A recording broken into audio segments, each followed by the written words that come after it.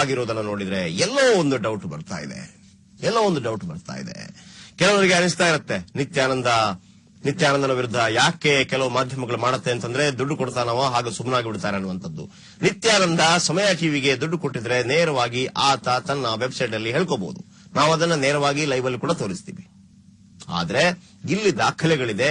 ಖಂಡಿತವಾಗಲೂ ಇಂಥ ಸಂದರ್ಭದಲ್ಲಿ ತಿರುಚುವಂತ ಪ್ರಯತ್ನಗಳನ್ನು ಮಾಡ್ತಾರೆ. ಆದ್ರೆ ನಾವು ದಾಖಲೆಗಳನ್ನು ಇಟ್ಟುಕೊಂಡೇ ಮಾತಾಡ್ತಾ ಇದ್ದೀವಿ. ಒಂದು ಕಡೆ ನಿತ್ಯಾನಂದ, ನಮ್ಮ ಪ್ರಶ್ನೆ ಅಷ್ಟೇ, ಆ ಗುರುಕುಲ ಇದೆಯಲ್ಲ ಅದಕ್ಕೆ ಮಾನ್ಯತೆ ಇದೆಯಾ? ಸರ್ಕಾರ ಮಾನ್ಯತೆ ಕೊಟ್ಟಿದ್ಯಾ? ಹಾಗಿದ್ರೆ ಯಾರಾದ್ರೂ ನಾಳೆ ಒಂದು 50 ಮಕ್ಕಳನ್ನು ಸೇರಿಸಿಕೊಂಡು ಶಾಲೆ ಮಾಡ್ಕೋಬಹುದಾ? ಅದು ಖಾಸಗಿ ಶಾಲೆನಾ? ಏನದು? ಅಲ್ಲಿ ಯಾವ ರೀತಿಯ ಶಿಕ್ಷಣ ಕೊಡಲಾಗ್ತಾ ಇದೆ? ಅದಕ್ಕೊಂದು ಸಿಲೆಬಸ್ ಅಂತ ಇರುತ್ತಲ್ವಾ, ಅದು ಏನದು? ಸರಿ, ಅಲ್ಲಿ ಏನಾಗ್ತಿದೆ ಅಂತ ನೋಡೋದಕ್ಕೆ ಯಾರನ್ನು ಬಿಡ್ತಾ ಇಲ್ಲ. ಆಶ್ರಮಗಳು ಅಂತಂದ್ರೆ ಹೇಗಿರುತ್ತೆ? ಯಾರು ಬೇಕಿದ್ರೂ ಹೋಗ್ಬೋದು. ರಾತ್ರಿ 1 ಗಂಟೆ 3 ಗಂಟೆ 4 ಗಂಟೆ ಹೋದ್ರೂ ಕೂಡ ಅಲ್ಲಿ ಮಲ್ಕೋಬಹುದು, ಅನ್ನ ಏನಾದ್ರೂ ಇದ್ರೆ ತಿನ್ಕೋಬಹುದು.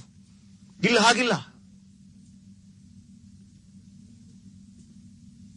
ಇದು ಪಾಕಿಸ್ತಾನದಲ್ಲಿ ದಾವೂದ್ ಇಬ್ರಾಹಿಂ ಒಂದು ಜಾಗ ಇದೆಯಂತೆ, ಅಲ್ಲಿಗೆ ಹೋಗೋದಕ್ಕೆ ಸಾಧ್ಯನೇ ಆಗೋದಿಲ್ಲ, ಆ ರೀತಿ ಇದು.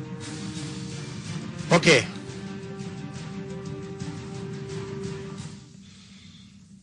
ಇನ್ನು ಜೂಜುಕೋರ ಸಂಭಾಜಿ ವಿರುದ್ಧ ಇನ್ನೂ ಕ್ರಮ ಯಾಕಿಲ್ಲ?